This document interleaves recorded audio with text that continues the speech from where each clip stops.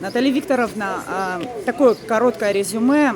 Как прошло? Услышали ли, на ваш взгляд, ваши опасения депутаты, ваши коллеги?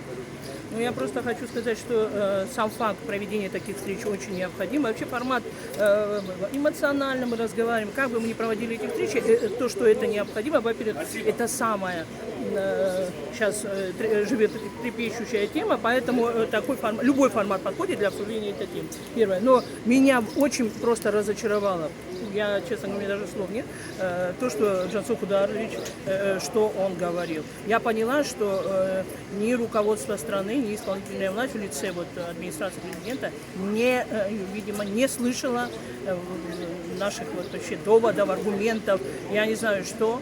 То есть я так поняла, что этот закон, как сказал наш президент, должны принять.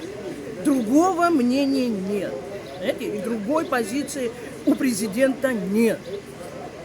Но тогда, наверное, народ должен что-то сделать, что президент не должен таких вещей говорить. Тогда народ должен что-то будет делать. Спасибо.